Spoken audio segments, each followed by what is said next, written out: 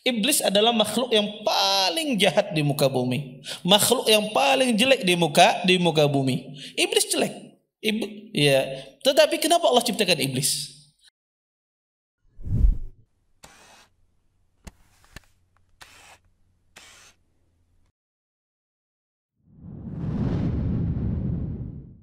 نحمده ونستعينه ونستغفره ونعوذ بالله من شرور أنفسنا ومن سيئات أعمالنا من يهد الله فلا مضل له ومن يضلل فلا هادي له أشهد أن لا إله إلا الله وحده لا شريك له وأشهد أن محمدا عبده ورسوله فإن أصدق الحديث كتاب الله وخير الهدي هدي محمد صلى الله عليه وسلم وشر الأمور محدثاتها وكل محدثة في الدين بدعة وكل بدعة ضلالة وكل ضلالة في النار أما بعد.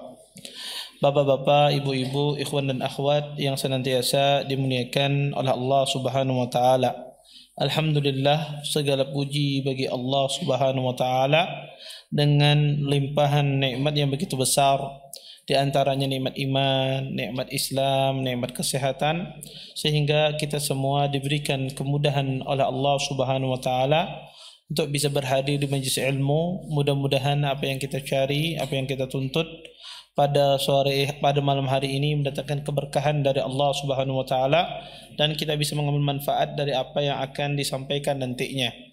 Bapak, Ibu, ikhwan dan akhwat yang dimuliakan oleh Allah Subhanahu wa taala, kita pada pertemuan kemarin kita mengambil kaidah pertama dari kaidah di dalam masalah bertakdir. Di antara kaidah pertama tersebut kita jelaskan tahapan-tahapan takdir. Di antara tahapan takdir yang kita ambil adalah 3 tahapan. Satu tahapan lagi yang belum, yaitu al-khalqu. Ya, tahapan yang keempat adalah Allah Subhanahu wa taala menciptakan. Segala sesuatu yang ada di dunia ini Allah lah yang menciptakannya. Segala sesuatu yang ada di alam semesta ini yang menciptakannya hanyalah Allah Subhanahu wa taala. Makanya Allah berfirman di dalam Al-Qur'an, Allahu khaliqu kulli syai'. Sesungguhnya dialah Allah ya yang menciptakan, pencipta segala sesuatu. Di dalam ayat lain ya Allah Subhanahu wa taala berfirman, wa khalaqa kulli syai'. Sesungguhnya Allah Subhanahu wa taala menciptakan segala sesuatu. Faqaddarahu taqdira. Dan Allah juga yang menentukan takdir setiap sesuatu tersebut. Maka semua yang ada di alam semesta ini semuanya ciptaan Allah Subhanahu wa taala. Baik itu yang baik, itu ya Allah yang menciptakan, baik itu juga sesuatu yang tidak baik, maka itu berasal semuanya Allah Subhanahu wa taala menciptakan segala sesuatu. Tetapi perlu dipahami dalam masalah ini, boleh tidak seseorang menisbatkan ya bahwasanya segala sesuatu yang tidak baik itu dinisbatkan kepada Allah. Kita tahu bahwasanya Allah menciptakan segala sesuatu. Termasuk di dalam sesuatu ini ada sesuatu yang tidak baik. Tetapi bolehkah seorang muslim menisbatkan sesuatu yang tidak baik itu kepada Allah Subhanahu wa taala? Maka jawabannya adalah tidak boleh. Kenapa? Kenapa tidak boleh dinisbatkan sesuatu itu yang tidak baik itu kepada Allah Subhanahu wa taala? Karena kita katakan betul Allah yang menciptakan, tetapi perbuatan Allah Subhanahu wa taala walaupun zahirnya menurut orang itu tidak baik, tetapi baik ya, ada di balik perbuatan Allah itu kebaikan yang sangat banyak. Di balik perbuatan Allah itu ada kebaikan yang sangat banyak. Ya. Sebagaimana kita contohkan ketika Allah Subhanahu wa taala menciptakan iblis. Iblis adalah makhluk yang paling jahat di muka bumi. Makhluk yang paling jelek di muka bumi. Iblis jelek. Ya. Tetapi kenapa Allah ciptakan iblis? Ada tujuan di balik penciptaan iblis tersebut. Adanya di antara hamba Allah yang berdosa kemudian dia bertaubat meminta ampun kepada Allah Subhanahu wa taala. Maka ya kita katakan pertama ya mimbab seseorang itu beradab dengan Allah, tidak boleh kita menisbatkan sesuatu yang jelek kepada Allah Subhanahu wa taala. Makanya Nabi sallallahu alaihi wasallam di antara doa beliau yang sering beliau ucapkan ya wal khairu kulluhu fi yadaik wasyarru laisa ilaik. Kata Nabi sallallahu alaihi wasallam, ya Allah, semua kebaikan itu berada di tanganmu dan kejelekan ya tidak dinisbatkan ya bukan padamu. Maka Nabi SAW menafikan kejelekan itu dinisbatkan kepada Allah Subhanahu wa taala. Kenapa? Mimbabi ta'addub. Pertama, karena kita beradab dengan Allah Subhanahu wa taala. Makanya Nabi Ibrahim alaihissalam ya ketika beliau ya menyebutkan bahwasanya di dalam ayat Al-Qur'an Nabi Ibrahim mengatakan alladzi khalaqani fahu yahdin, dialah Allah yang menciptakanku dan memberi petunjuk. Walladzi hu yut'imuni wa yasqin, dialah Allah yang memberi aku makan dan yang memberi aku minuman. Tetapi lihat setelahnya apa yang dikatakan oleh Nabi Ibrahim alaihissalam, kata beliau wa idza maridtu fahuwa yashfin, dan ketika aku sakit dialah Allah yang menyembuhkanku. Nabi Ibrahim tidak menisbatkan sakit itu datang dari Allah, tapi beliau nisbatkan sakit itu ke beliau.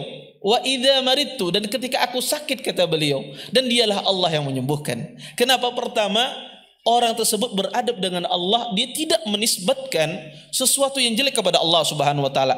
Coba Anda lihat perkataan iblis ya kepada Allah Subhanahu wa taala. Apa yang dikatakan oleh iblis?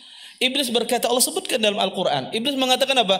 Qala rabbi bima aghwaytani la uzayyinanna lahum fil ard wa la aghyannahum ajma'in. Kata iblis, ya Tuhanku ya, karena engkau telah menyesatkanku. Coba lihat, iblis mengatakan nisbatkan kesesatan kepada Allah. Aghwaytani. Lihat bentuk ketidakberadaban iblis berbicara dengan Allah Subhanahu wa taala. Maka seorang muslim tidak boleh menisbatkan kejelekan itu kepada Allah. Pertama kita beradab dengan Allah Subhanahu wa taala. Yang kedua, perbuatan Allah tidak ada yang jelek. Ya, zahirnya jelek tetapi ada kebaikan di perbuatan Allah tersebut. Makanya kata para ulama tidak ada kejelekan mahab, kejelekan murni pada perbuatan Allah, tidak ada. Semuanya yang Allah ciptakan itu ada kebaikan di baliknya. Terjadi misalnya gempa bumi ya, maka tidak ada ya kejelekan murni. Di balik musibah tersebut ada orang yang bertaubat, ada orang yang kembali kepada Allah, ada orang yang bermaksiat, berhenti dari perbuatan maksiatnya. Kenapa? Karena ada kebaikan di balik musibah tersebut. Ini penting ya. Seseorang harus meyakini Allah menciptakan segala sesuatu, tetapi kejelekan tidak boleh dinisbatkan kepada Allah. Tidak boleh dinisbatkan perbuatan jelek tersebut kepada Allah Subhanahu wa taala. Kemudian Bapak Ibu, ikhwan dan akhwat yang dimuliakan oleh Allah Subhanahu wa taala, kaidah yang kedua yang harus kita pahami di dalam masalah takdir, bahwasanya tidak ada pertentangan ya antara kehendak Allah dan Allah menciptakan perbuatan hamba dengan masalah Allah Subhanahu wa taala menetapkan bahwasanya seorang hamba itu dia bisa melakukan sesuatu dan juga memiliki kehendak. Tidak ada pertentangan antara kehendak Allah dengan kehendak seorang hamba. Tidak dipahami oleh sebahagian kelompok-kelompok yang menyelisih Ahlus Sunnah wal Jamaah. Ada yang memahami bahwasanya hamba itu terpaksa dia melakukan perbuatan tersebut. Dia berzina, dia terpaksa kata dia. Dia mencuri, dia terpaksa, Allah yang memaksanya. Maka ini akidah yang menyimpang. Atau sebaliknya kelompok yang mengatakan bahwasanya manusia ya memiliki kehendak ya, dan Allah Subhanahu wa taala tidak tahu kehendak manusia. Allah tidak ada campur dengan urusan manusia. Dia meyakini bahwasanya Allah mengetahui manusia melakukan kejahatan, melakukan kebaikan, dan tetapi Allah Subhanahu wa taala tidak ikut campur di dalam kebaikan tersebut. Ini juga keliru. Ya, ini juga keliru. Maka Ahlussunnah wal Jamaah mereka mengatakan bahwasanya Allah Subhanahu wa taala memiliki kehendak dan menciptakan perbuatan seorang hamba, dan ya hamba itu sendiri dia memiliki kehendak dan bisa melakukan perbuatan. Ini kaidah yang penting ya. Dari mana kaidah ini diambil ya? Para ulama mengatakan diambil di dalam beberapa ayat. Ya, di antaranya firman Allah Subhanahu wa taala ya, ketika Nabi Ibrahim berdialog kepada kaumnya. Kata Nabi Ibrahim, qala ata'buduna ma tanhitun? Apakah kalian ya menyembah terhadap apa yang kalian pahat sendiri, terhadap kalian buat sendiri dari patung tersebut? Wallahu khalaqakum wa ma ta'malun. Sesungguhnya Allah Subhanahu wa taala menciptakan ya kalian wa ma ta'malun, dan apa yang kalian lakukan. Artinya perbuatan manusia itu diciptakan oleh Allah Subhanahu wa taala. Kemudian timbul di sini pertanyaan, ya. Kok bisa Allah Subhanahu wa taala menciptakan perbuatan tersebut, tetapi kita dengan sendiri kita sadar bahwa kita yang melakukan perbuatan tersebut. Mungkin ada sebagian orang bicara, Ustaz, ana berdiri, ini kehendak ana. Kok bisa Allah Subhanahu wa taala yang menciptakan perbuatan tersebut? Para ulama mengatakan harus dipahami bahwasanya Allah Subhanahu wa taala kadang menciptakan sesuatu itu ya dengan langsung. Allah ciptakan sesuatu itu secara langsung. Kadang Allah Subhanahu wa taala menciptakan sesuatu itu dengan perantara. Contoh, Allah menciptakan surga dan neraka langsung diciptakan oleh Allah. Allah menciptakan Adam itu langsung Allah ciptakan. Ya. Tetapi kadang Allah Subhanahu wa taala ya menciptakan sesuatu dengan perantara, dengan sebabnya ya terjadilah makhluk Allah Subhanahu wa taala. Contoh, Allah ketika ingin menumbuhkan tumbuhan, ya, Allah ciptakan dengan apa tumbuhan tersebut? Dengan perantara, dengan diturunkannya air, dengan adanya tanah, dengan sinar matahari. Maka tumbuhan dengan perantara apa? Dengan adanya air, dengan adanya tanah, dengan adanya penyinaran matahari, maka tumbuhlah. Dan Allah Subhanahu wa taala ya menciptakan manusia semua ini dengan perantara siapa? Dengan perantara Nabi Adam alaihissalam. Dengan adanya Nabi Adam diturunkan ke muka bumi, maka muncullah manusia. Maka kadang Allah Subhanahu wa taala menciptakan perbuatan itu, menciptakan sesuatu itu, kadang langsung Allah ciptakan. Kadang Allah melewati perantara ya sesuatu ya sehingga muncullah ciptaan tersebut. Oleh karenanya bahwasanya ya, perbuatan seorang hamba ya seperti itu perbuatan seorang hamba. Perbuatan seorang hamba ini Allah ciptakan dengan wasitah siapa? Dengan perantara siapa? Dengan perantara kita.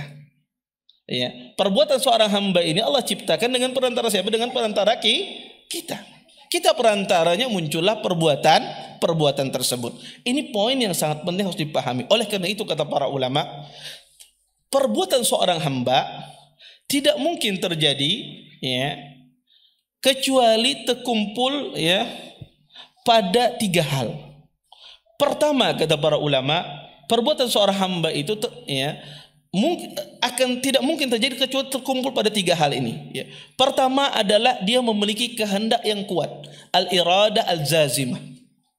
Maka orang kalau tidak memiliki kehendak yang kuat maka tidak mungkin muncul perbuatan. Kemudian yang kedua, dia memiliki kudrah tammah, kemampuan yang sempurna, kekuatan yang sempurna. Dan yang ketiga adalah zawalil mani, hilangnya penghalang dari perbuatan tersebut.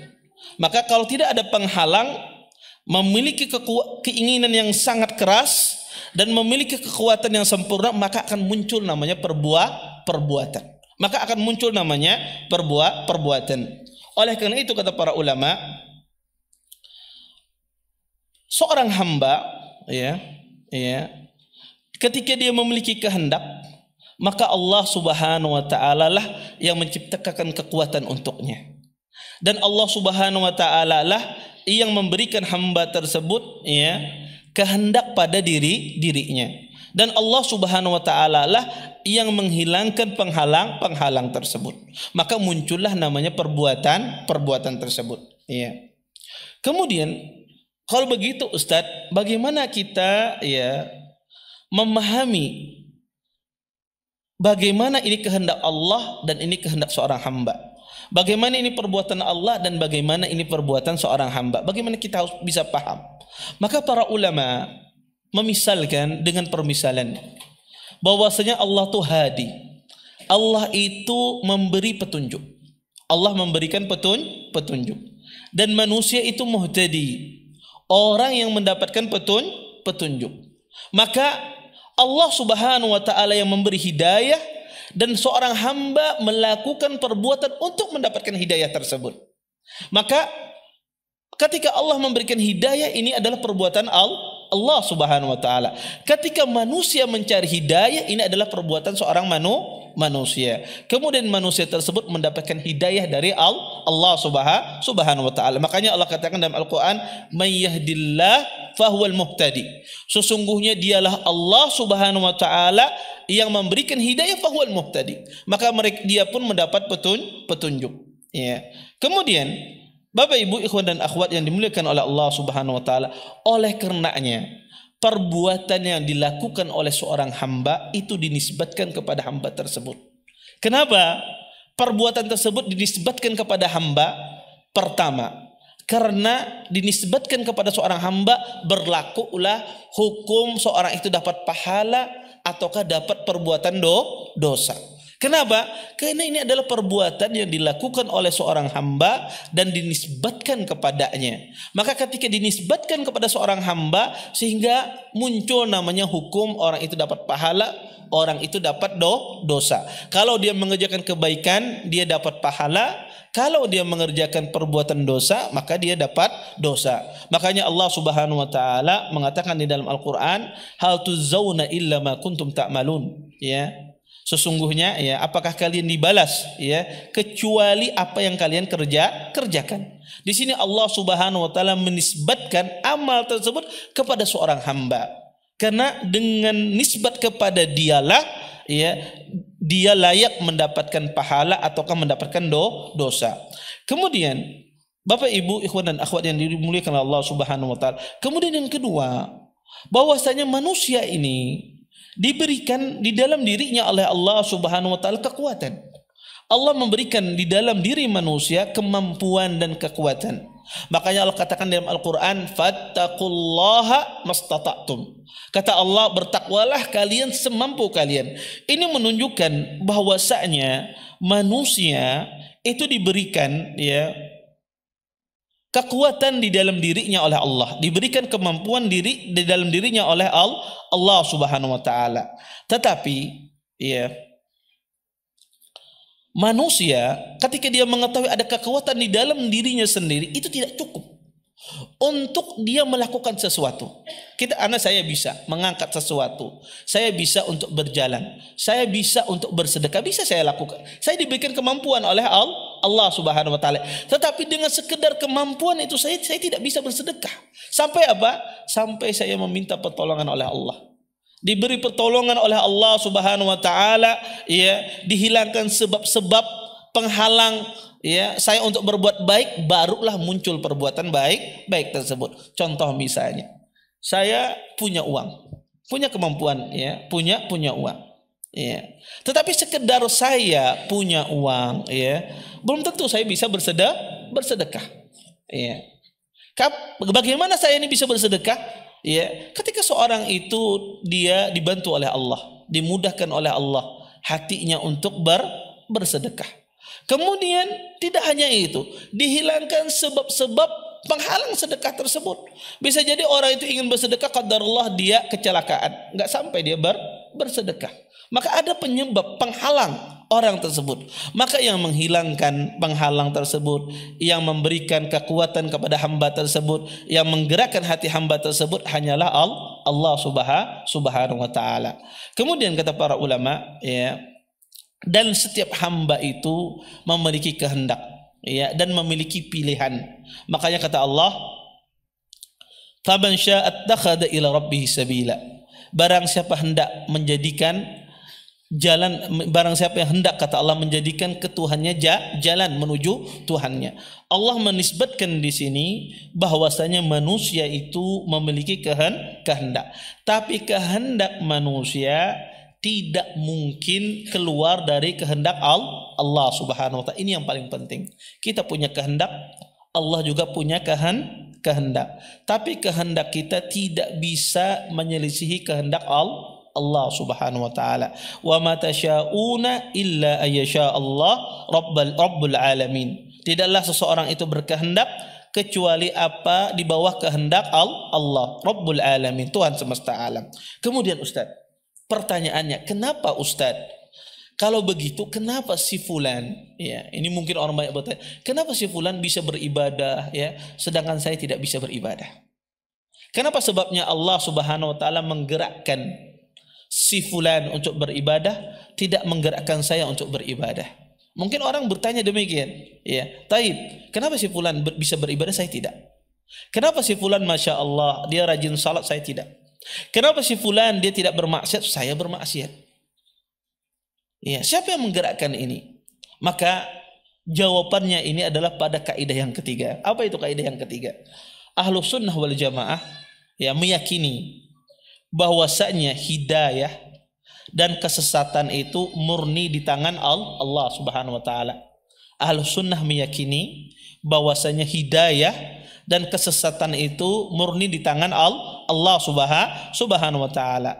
Maka Allah Subhanahu wa taala memberikan petunjuk kepada siapa yang Allah kehendaki dan kepada siapa yang Allah cintai berdasarkan fadla, berdasarkan karunia dari Allah. Dan Allah Subhanahu wa taala ya menyesatkan seorang hamba kepada siapa saja yang Allah kehendaki, hikmatan minhu wa adla, berdasarkan hikmahnya Allah dan berdasarkan keadilan Allah. Ini harus kita paham. Pertama, harus yang kita pahami adalah masalah hidayah. Karena ada dua pembahasan, masalah hidayah dan masalah orang itu tersesat. Ini yang sering ditanyakan oleh kebanyakan orang. Taib. Masalah hidayah Bapak Ibu, harus kita pahami kaidah dalam masalah hidayah. Orang ini dapat petunjuk, ya, diberikan hidayah oleh Allah. Apa yang harus kita pahami? Pertama Bapak Ibu, hidayah itu merupakan kekhususan dari Allah. Allah menghendaki orang ini dapat hidayah, itu kehendak Allah. Kekhususan bagi Allah. Siapa saja yang Allah kehendaki itu haknya Allah. Dan harus kita pahami demikian, ya. Makanya disebutkan dalam ayat wa yahdi may yasha ila shiratim mustaqim. Sesungguhnya dialah Allah memberikan petunjuk kepada siapa-siapa yang Allah kehendaki kepada jalan yang lurus. Maka harus kita pahami bahwasanya hidayah itu murni kekhususan kehendak Allah Subhanahu wa taala. Kemudian yang kedua, harus kita pahami bahwasanya hidayah ini murni semata-mata kurnia dari Allah. Bukan seorang hamba itu berhak kepada Allah dia dapat hidayah, tidak. Tapi hidayah itu murni karunia dari Allah. Bukan haknya seorang hamba saya harus dapat hidayah, tidak. Tapi hidayah itu murni fadl,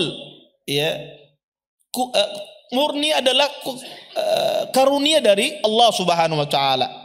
Apa dalilnya?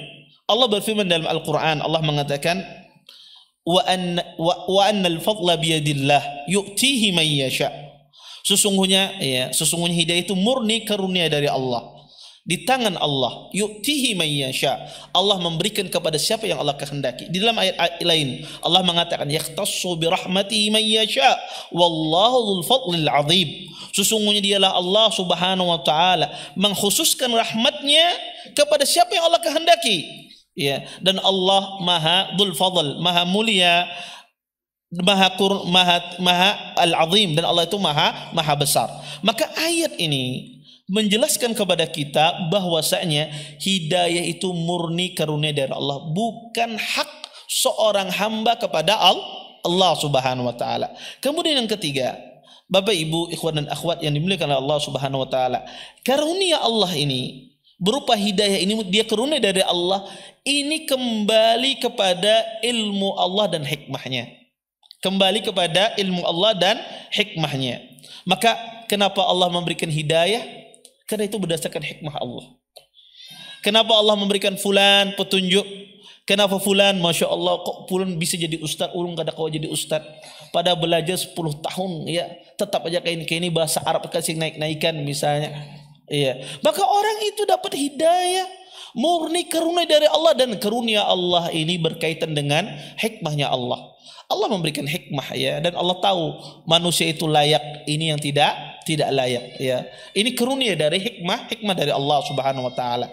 Ini kembali kepada ilmu Allah dan kembali kepada hikmah Allah Subhanahu wa taala. Kemudian bentuk karunia Allah dalam bentuk hidayah adalah Allah Subhanahu wa taala, ya, ketika memberikan hidayah kepada seorang hamba, bentuk karunia Allah adalah Allah Subhanahu wa taala memberikan hidayah yang berupa kebaikan. Jadi seorang hamba, ya, ketika hamba tersebut diberikan hidayah oleh Allah Subhanahu wa taala, maka ini bentuk karunia Allah Subhanahu wa taala. Ya. Kemudian yang kedua, kata para ulama, bahwasanya manusia itu kalau sudah dapat hidayah, kemudian dia beramal kebaikan, maka Allah Subhanahu wa taala mengasihi dia hidayah yang lain. Apa hidayah yang lain? Adalah amal saleh yang lain, kebaikan yang lain, ya. Makanya Allah Subhanahu wa taala berfirman di dalam Al-Qur'an, ya. Kata Allah, "Walladzina ihtadu zadahum hudaw wa atahum taqwahum." Kata Allah Subhanahu wa taala, dan adapun orang yang mendapatkan petunjuk, maka Allah tambah hidayah bagi mereka. Subhanallah.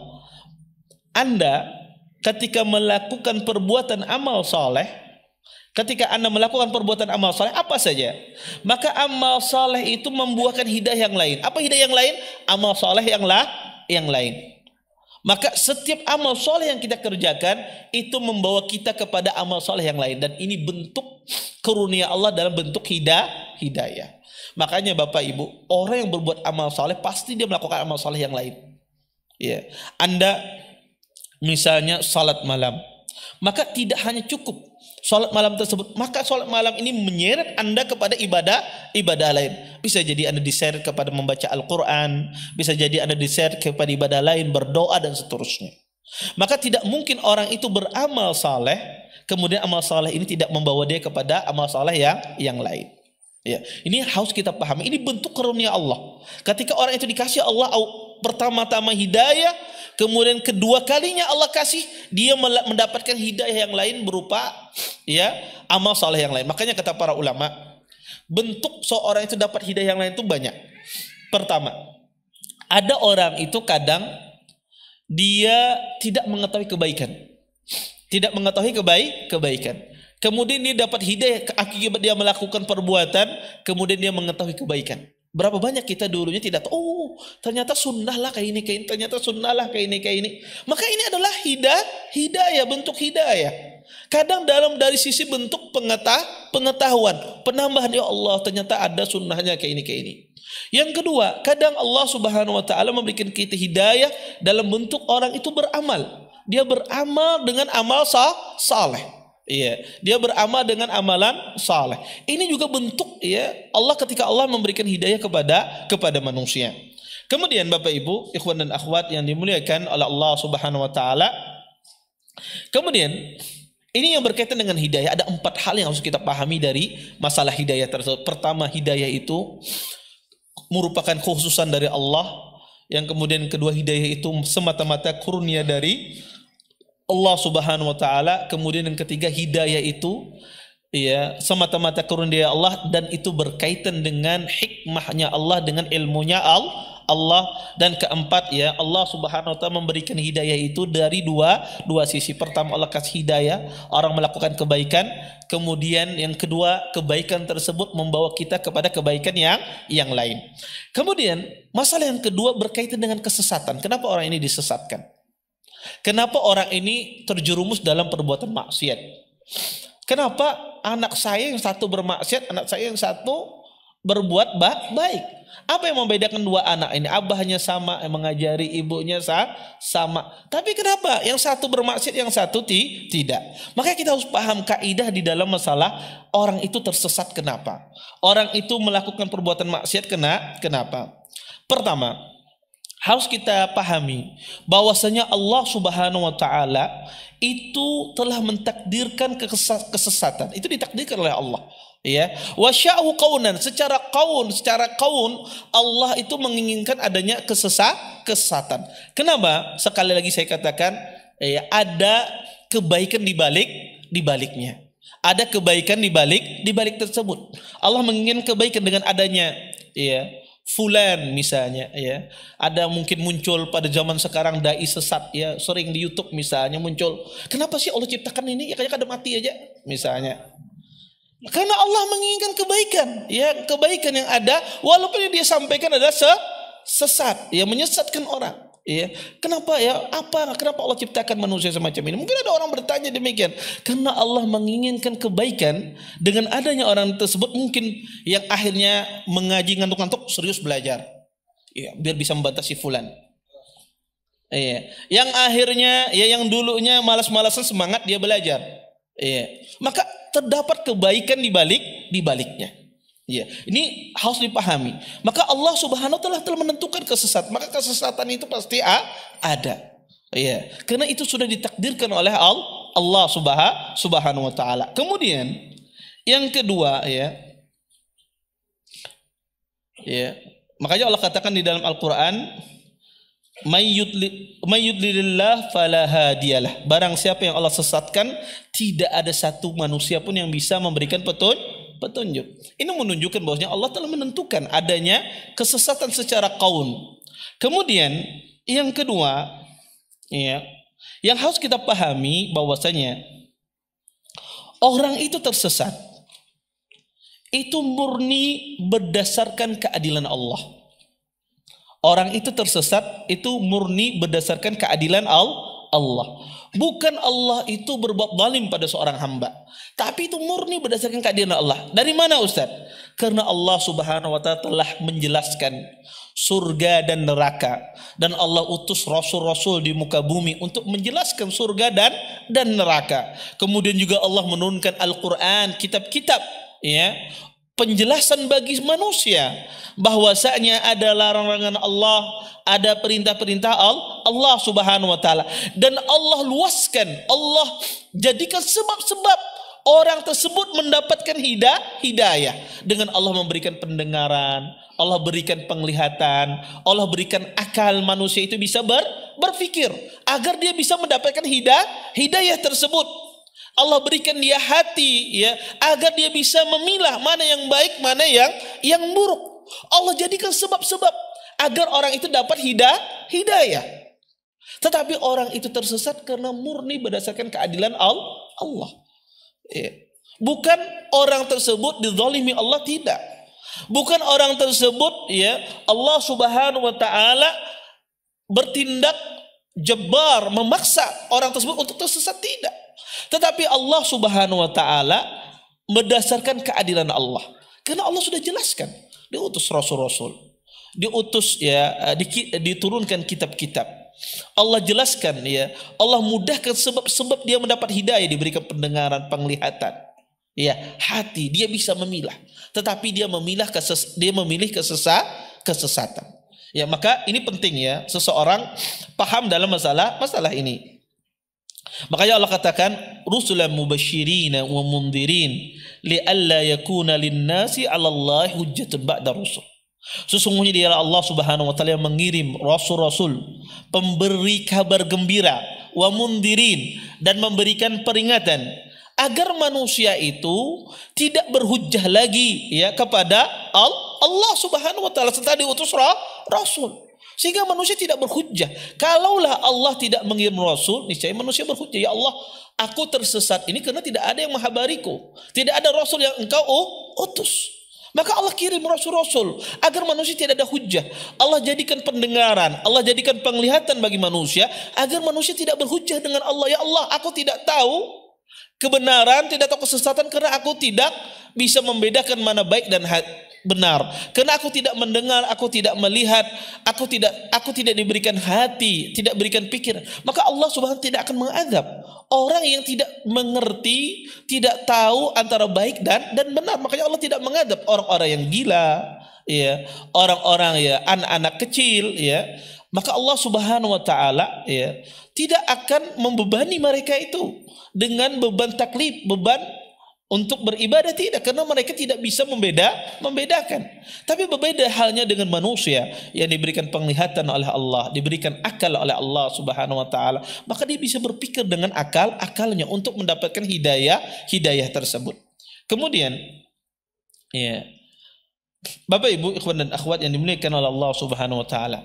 Kemudian yang ketiga yang berkaitan dengan, ya, masalah kesesatan ini adalah bahwasanya orang yang tersesat itu murni berdasarkan hikmah Allah.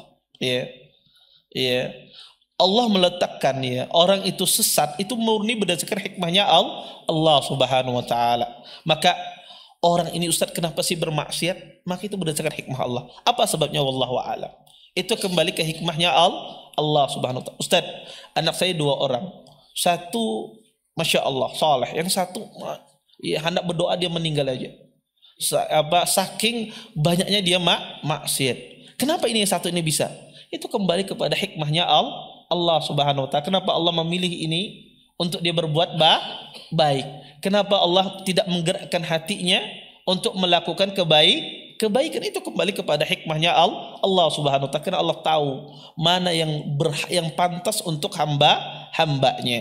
Maka seorang muslim harus yakin dia bahwasanya kesesatan itu berdasarkan keadilan, bukan berdasarkan Allah mendolimi seorang hamba, dan Allah sediakan sebab-sebab orang hamba itu mendapatkan hidayah. Kemudian yang keempat yang harus dipahami juga di dalam masalah kesesatan ini, bahwasanya ya kesesatan tersebut, orang yang tersesat itu merupakan hukuman dari Allah Subhanahu wa taala. Ya. Adapun hukuman Allah ini ya dilihat kata para ulama dari 2 sisi. Sisi yang pertama adalah orang tersebut ya dia ya tidak melakukan keimanan, tidak melakukan apa yang Allah perintahkan, ya. Maka ya ini ada hukuman dari Allah. Hukuman dari Allah apa? Dia tidak melakukan apa yang Allah perintahkan, ya. Makanya kata Allah di dalam ayat Al-Qur'an, "Nuqallibu afidatahum wa absarahum kama lam yu'minu bihi awwal marrah." Kata Allah Subhanahu wa taala, ya kami balikkan hati-hati mereka, penglihatan mereka sebagaimana mereka belum beriman bihi awwal marrah, ya, di awal kalinya.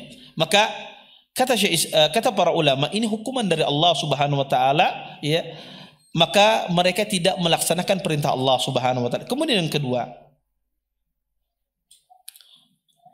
hukuman ya orang yang melakukan kesesatan tersebut adalah mereka mengikuti kebatilan. Ya, pastilah orang sesat itu selain dia tidak melaksanakan perintah Allah, pastilah dia akan mengikuti kebatilan. Ya. Dan ya dia condong kepada penyimpangan, kesesatan dan kekufuran. Allah jadikan dia condong kepada kekufuran, kepada kesesatan, kepada penyimpangan, ya. Makanya ya Allah sebutkan di dalam Al-Qur'an, fi qulubihim maradun fazadahumullahu marada. Sesungguhnya di hati mereka itu penyakit, maka Allah tambah penyakit tersebut. Makanya Bapak Ibu, orang kalau melakukan perbuatan dosa, maka dosa itu membawa dia kepada dosa yang lain. Karena sebagaimana kebaikan tadi membawa kita kepada kebaikan yang lain, dosa itu membawa kita kepada dosa lain. Makanya Anda kalau orang berdusta, itu tidak mungkin orang berdusta itu sekali aja. Biasanya lebih dari sekali. Ya, kenapa? Karena dia akan menutupi dustanya itu dengan kedustaan. Ya, dusta yang pertama terbongkar, kalau jujur dusta pulang. Ya, kenapa? Karena akan dia tutupi. Dusta dia akan tutupi dengan dusta. Perbuatan maksiat itu pasti menggiring kepada maksiat yang lain. Makanya orang itu kalau nggak bertaubat, maka maksiat itu terus bertambah, terus. Tidak mungkin dia stagnan di situ, maka maksiat itu naik dia. Ya, makanya dengan bertaubat, ya maksiat itu berhenti, kita berbuat baik, maka itu mengikis perbuatan dosa. Maka orang itu kalau dia berbuat maksiat, dia tidak bertobat kepada Allah, maka maksiat itu terus mengajak kepada kemaksiatan, mengajakkan kepada maksiatan. Makanya kata para ulama, bertaubat itu wajib segera. Bertaubat itu apa? Wajib segera. Makanya Allah katakan, wa tubu ilallahi jami'an ayyuhal mu'minun. Kata Allah, bertaubatlah wahai orang-orang beriman. Maka segera, bertaubat itu wajib segera. Kenapa? Agar seseorang itu tidak terbawa kepada maksiat yang lain. Taib, ada. Taib. Kemudian Bapak Ibu ikhwan dan akhwat yang dimuliakan oleh Allah Subhanahu wa taala. Kemudian di sini kita ingin menjawab pertanyaan, Ustadz, kenapa orang itu diberi taufik oleh Allah, diberikan hidayah oleh Allah, saya tidak diberikan? Ulun sudah paham yang pian sampaikan tadi. Tapi pertanyaan ulun, kenapa Orang itu diberi taufik oleh Allah sedangkan ulun tidak. Orang itu diberi hidayah oleh Allah sedangkan ulun tidak. Kenapa? Jawabannya, kalau Anda ditanya dengan pertanyaan ini, Anda jawab bahwasanya Allah itu tidak ditanya terhadap apa yang Allah kerjakan. Allah tidak ditanya, Allah memberi hidayah ini kenapa Allah beri hidayah ini kenapa tidak. Allah tidak ditanya terhadap apa perbuatan Allah. Tapi kitalah yang ditanya oleh Allah subhanahu wa ta'ala. Oleh karena itu tidak boleh kita iktirad, menyanggah, ya, mengkritik perbuatan Allah subhanahu wa ta'ala. Bapak ibu ikhwan dan akhwat yang dimuliakan Allah subhanahu wa ta'ala, kita lanjutkan. Kalau kita ditanya tadi, maka kita jawab bahwasanya Allah subhanahu wa ta'ala tidak ditanya terhadap perbuatan Allah subhanahu wa ta'ala, ya. Dan seorang muslim tidak boleh menyanggah perbuatan Allah subhanahu wa ta'ala. Kemudian yang kedua, kita jelaskan tadi bahwasanya hidayah itu murni karunia dari Allah subhanahu wa ta'ala. Dan Allah mengetahui hidayah itu siapa yang pantas mendapatkannya. Kemudian juga kita ketahui tadi bahwasanya kesesatan itu murni berdasarkan keadilan Allah subhanahu wa ta'ala. Dan Allah menyediakan sebab-sebab agar orang tersebut mendapatkan hidayah. Maka cukup sampai di sini kita menjawab. Adapun ya apa hikmahnya, apa sirnya, maka ini tidak ada yang tahu. Itulah qadar itu sirullah, ya, rahasia Allah yang tersembunyi. Ya, kenapa dipilih ini, kenapa dipilih ini, kita tidak tahu. Itulah rahasia Allah yang tersembunyi. Tetapi kita batasan yang kita ketahui bahwasanya Allah itu ditanya terhadap perbuatannya dan itu murni berdasarkan hikmah karunia dari Allah subhanahu wa ta'ala. Taib. Mungkin itu yang bisa ulun sampaikan pada kesempatan kali ini. Sisa waktu yang ada kita jawab ya pertanyaan yang masuk. Ini ada pertanyaan lewat kertas banyak, lumayan. Taib.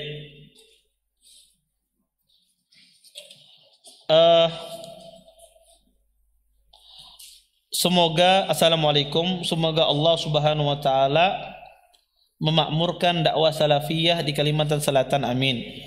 Apa hukum berdakwah dengan niat atau tujuan untuk melariskan dagangan, baik di medsos ataupun di dunia nyata? Ini mungkinlah ya, ayo mengaji mungkin di Masjid Imam Syafi'i sekaligus beli es cendol saya, mungkin gitu ya. Mungkin kayak gitu ya modelnya ya.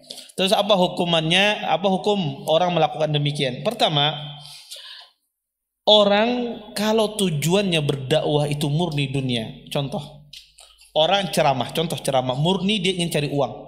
Tidak ingin karena Allah. Dia murni ceramah agar diberi uang, diberi fulus, ya. Tidak ingin karena Allah. Dia murni mencari uang. Kalau kan dikasih uang nggak ada datang. Alasannya banyak, sakit lah apa macam. Taib. Pokoknya dia ingin mencari uang. Apakah itu boleh? Tidak boleh. Maka ini diancam oleh Allah subhanahu wa ta'ala. Orang yang dengan amal ya menginginkan apa? Dari kehidupan dakwah, kehidupan akhirat mencari dunia. Makanya kata Allah, man kana yuridul hayatid dunya wa zinataha nuwaffi ilaihim a'malun fiha wa hum fiha la yubkhasun. Kata Allah subhanahu wa ta'ala, barang siapa yang mencari kehidupan dunia dan perhiasannya kami penuhi, kata Allah. Ya, kami kabulkan ya apa yang dia inginkan ya dari perbuatannya tersebut ya, dan tidak dikurangi sama sekali. Ulaika alladzina laisa lahum fil akhirati illa an-nar. Tetapi mereka lah orang yang di akhirat tidak ada bagian kecuali neraka. Maka ini diancam dan ini tidak boleh berdosa. Orang tujuannya untuk amal soleh mencari dunia. Maka sebaliknya, kalau seseorang tujuan dia berdakwah itu mencari akhirat, maka ini tidak ada masalah. Tapi Ustaz, mencari akhirat tapi dibumbu-bumbui mencari dunia. Maka kata para ulama ini dilihat.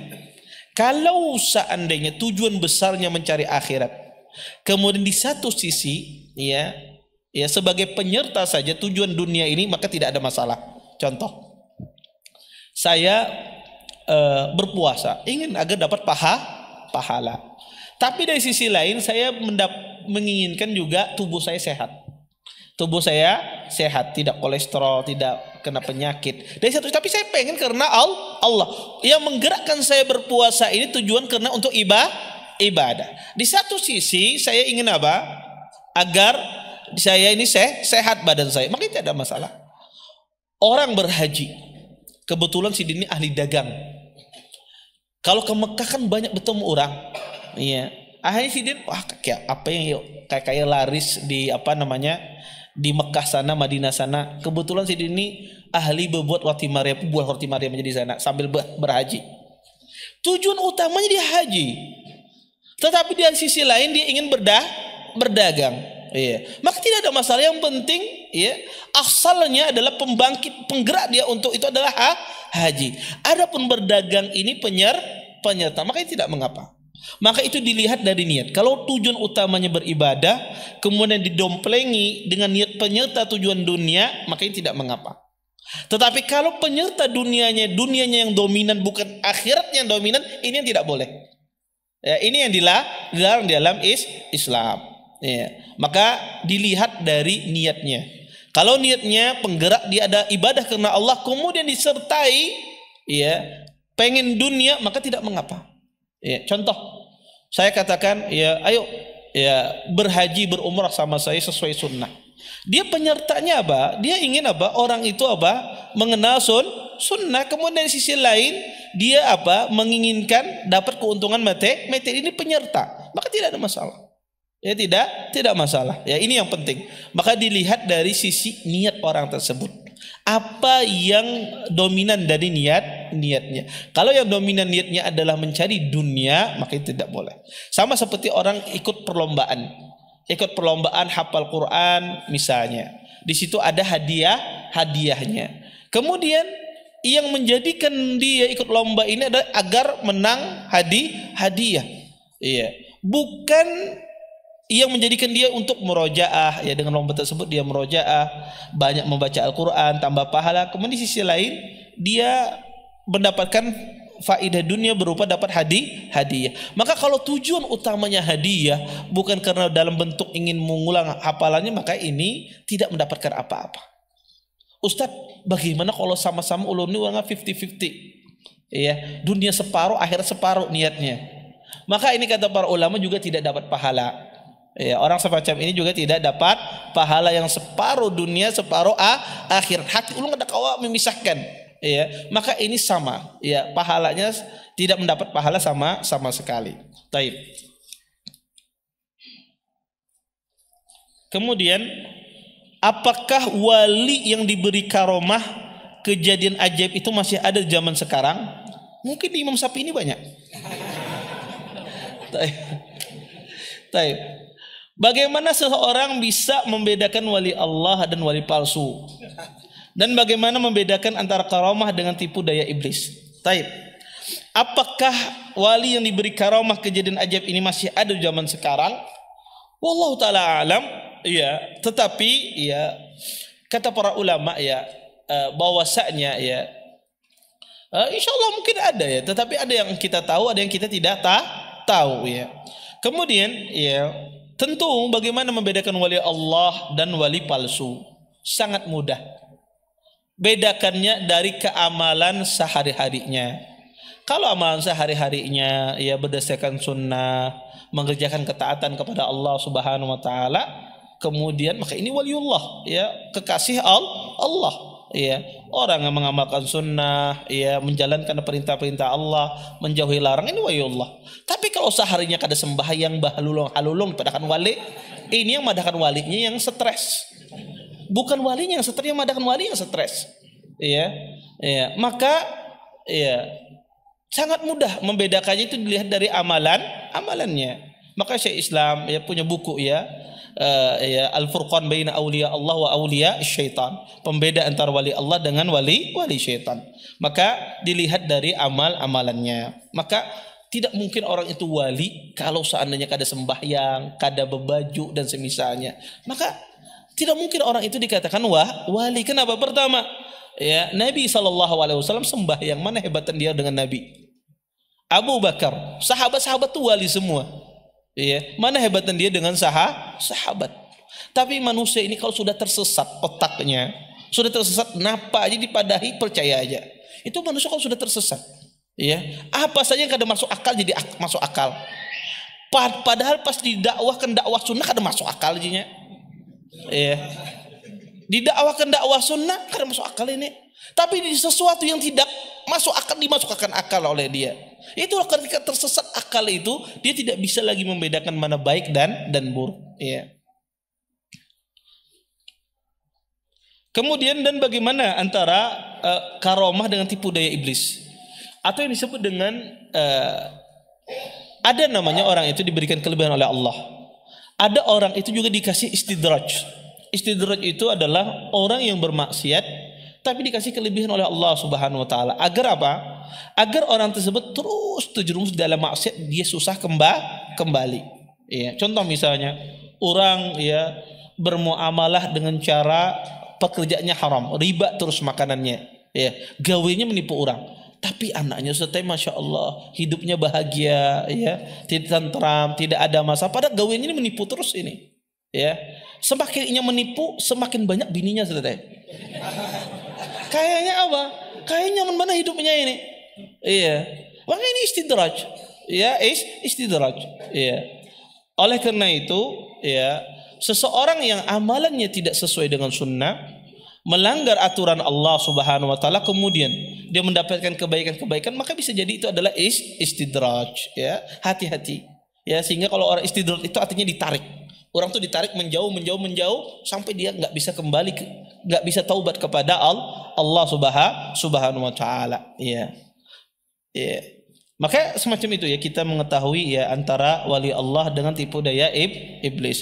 Jangan pian kira wali itu ya, karena kadang-kadang kebanyakan kita ini kadang ketujuh nonton film, melihat wali itu yang bisa terbang, ya, yang bisa berhilang, wali itu. Ya, kadang orang semacam itu pikiran wali itu, yang bisa berjalan di atas banyu. Ya, kalau ukurannya kayak itu, yang naik pesawat terbang itu berataan wali. Yang naik kapal laut berataan wali. Ya, karena bisa berjalan di atas laut, tapi bukan, patokannya itu adalah amal saleh. Taib. Semoga Allah menjaga pian serta kita semua dan keluarga sampai hari kiamat. Di kalangan jamaah salafi, apakah ada keturunan ahlul bait Nabi? Bagaimana salaf menjikapi para habaib keturunan Rasulullah SAW? Kalau dikatakan jamaah salafi, kalau di Madinah, ya, dosen saya ada yang keturunan ahlul bait.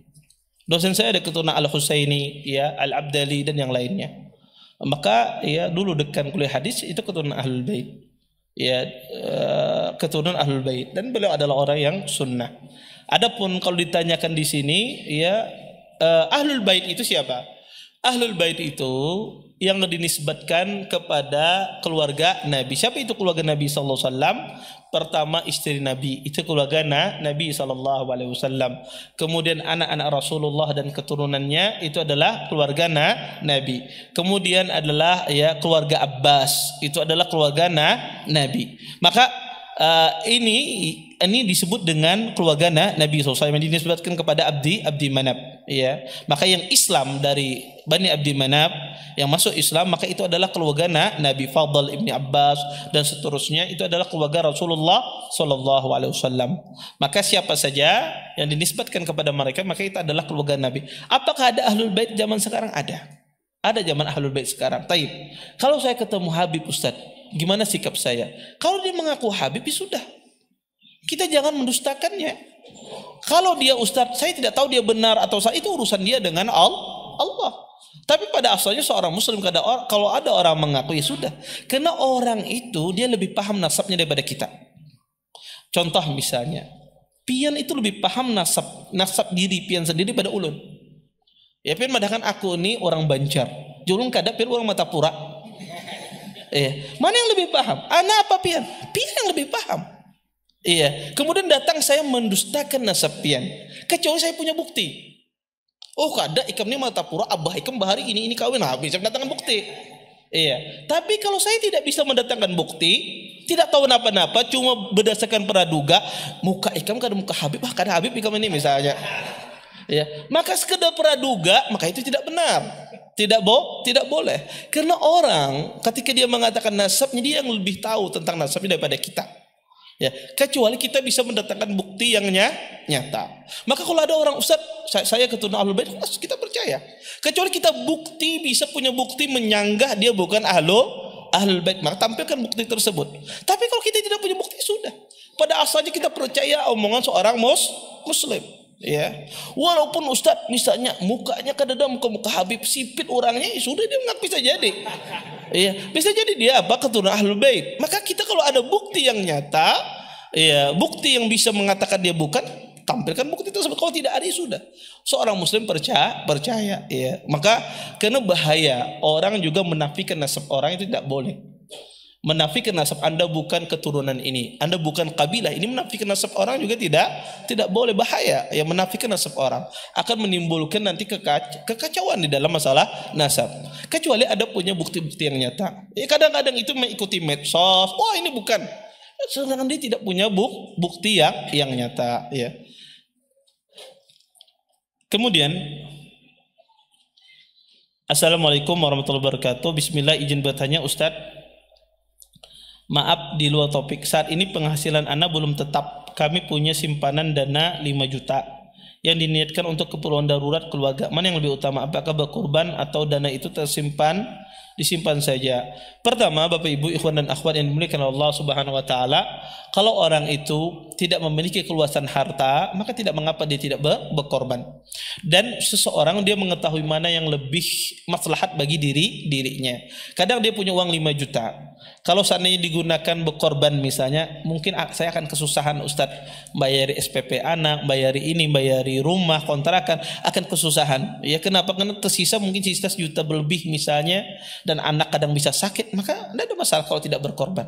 Dia dapat pahala dari sisi ini niat. Maka seseorang itu dia tahu keadaannya dia lebih paham keadaan dia ketimbang orang lain. Maka kalau seandainya Anda tidak mampu, uang itu adalah untuk nanti keperluan darurat, maka insya Allah tidak mengapa seseorang tidak berkorban. Dan asalnya hukum berkorban itu sunnah. Tetapi kalau ada orang diberikan keluasan rezekinya oleh Allah, maka hendaknya dia berkorban. Kalau dia tidak memiliki keluasan rezeki, maka tidak mengapa dia tidak berkorban. Sebagaimana ada sebagian sahabat juga tidak berkorban. Wallahu taala alam. Assalamualaikum warahmatullahi wabarakatuh. Afwan Ustaz, bila Ustaz menyampaikan ayat Al-Quran, mohon sampaikan nama suratnya dan nomor ayatnya agar kami bisa mencatatnya. Jazakallahu khairan. Insyaallah kalau surat insyaallah, tapi kalau nomor ayat kayak susah kalau mengingatnya. Ya, tetapi kalau surat insyaallah ya. Taib.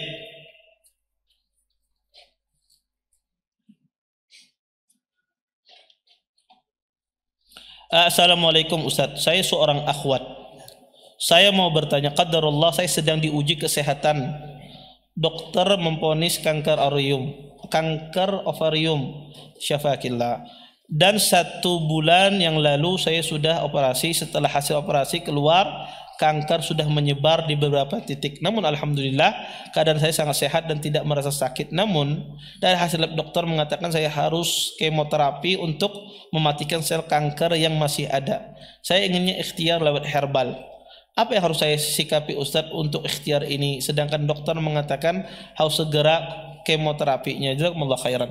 Pertama ya, seseorang melakukan sebab-sebab kesembuhan. Sebab-sebab kesembuhan. Apa itu sebab-sebab kesembuhan? Pertama, Allah Subhanahu wa taala menjadikan kesembuhan itu dengan ada metode syar'i, ya. Ada metode yang tidak syar'i. Artinya bukan sifatnya syar'i.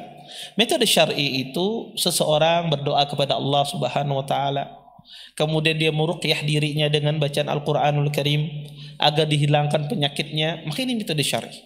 Ini namanya metode syar'i. Kemudian yang kedua, seseorang menempuh juga metode yang tidak syar'i. Bukan tidak syar'i, bukan suatu yang haram, tapi bukan metode meruqyah. Selain metode meruqyah ditempuh juga dengan cara berobat.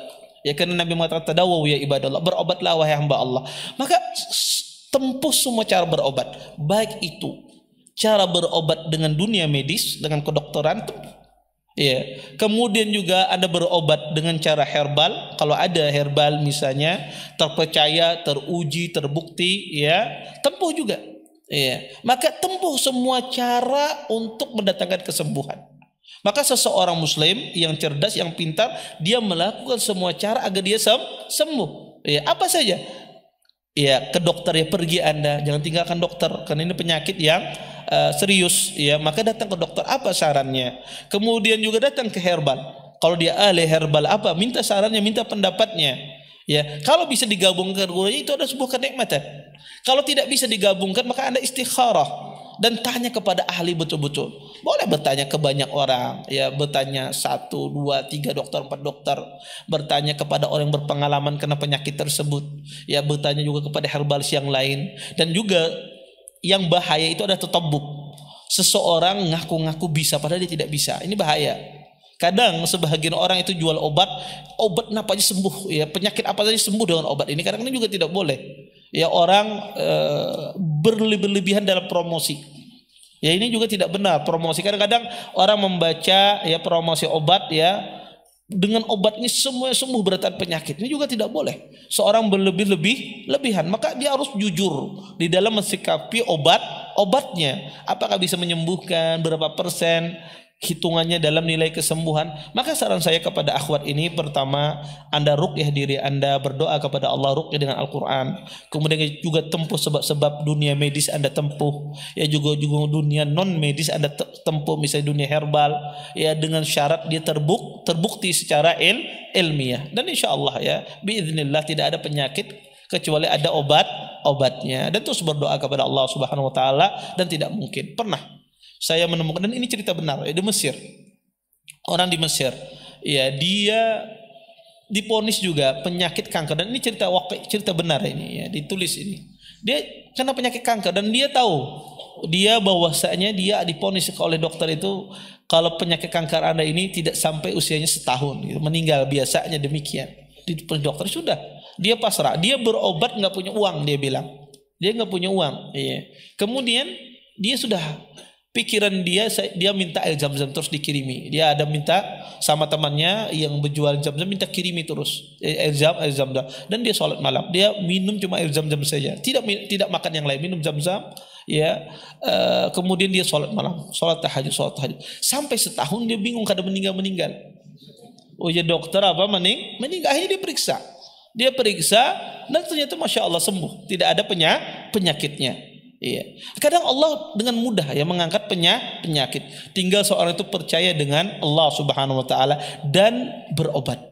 Ya, tempuh jalur itu, jalur medis tempuh, ya, jalur non medis yang terpercaya juga ditempuh, sehingga kita nanti menemukan, ya, yang cocok untuk kita cara pengobatan. Ya, kadang Allah jadikan sebab di medis, kadang Allah jadikan sebab kesembuhan di non medis. Maka banyak sebab kesembuhan itu Allah jadikan. Maka seseorang jangan puas di dalam masalah pengobatan itu dengan satu cara. Bisa jadi sebab sembuh penyakit Anda di pengobatan yang lain, di pengobatan kedokteran dan semisalnya. Taib.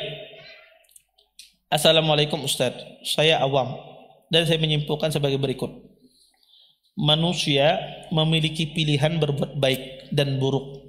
Selanjutnya Allah lah yang memberikan kekuatan kepada hambanya untuk berbuat baik atau buruk.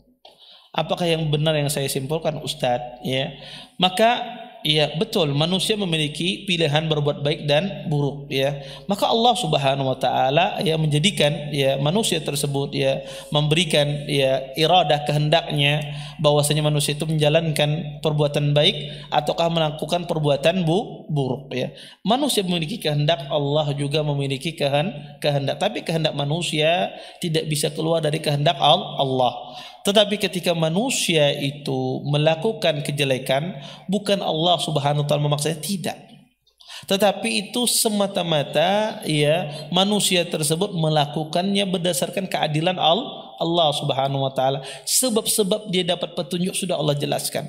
Sebab-sebab dia agar tidak tersesat sudah Allah bentangkan dengan begitu luas, tetapi dia memilih jalan yang sesat. Ya. Wallahu taala alam. Baik.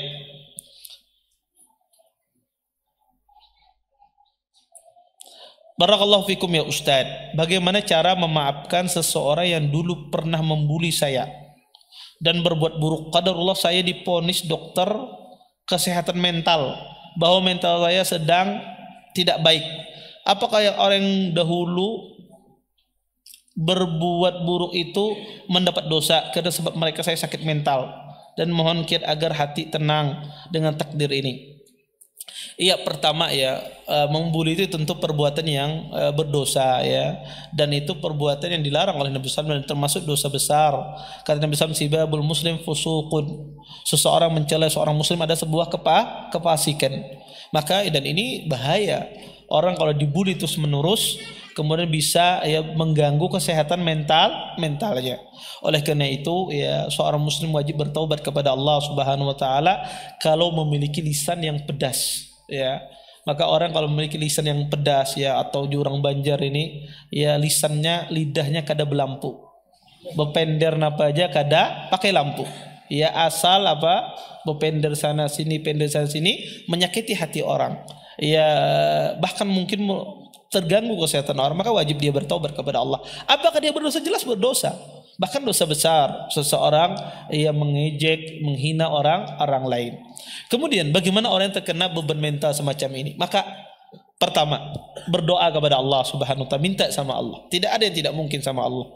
Ya minta sama Allah Subhanahu wa taala agar kita ya dihilangkan penyakit tersebut. Maka sangat mudah bagi Allah, sekejap bagi Allah menghilangkan penyakit tersebut. Kemudian yang kedua, Anda harus ya memiliki sifat sabar. Ya, sifat sabar ketika orang mengatakan Anda perkataan tidak enak, sabar ya. Dan Anda ihtisabul ajr, mengharap pahala di sisi Allah Subhanahu wa taala. Maka harus dimiliki sifat sabar tersebut ya. Karena dengan sabar tersebut Allah Subhanahu wa taala menjadikan pahala bagi Anda. Kemudian yang ketiga, Anda harus punya prinsip bahwasanya tujuan kita hidup di dunia ini mencari ridha Allah, bukan cari ridha manusia.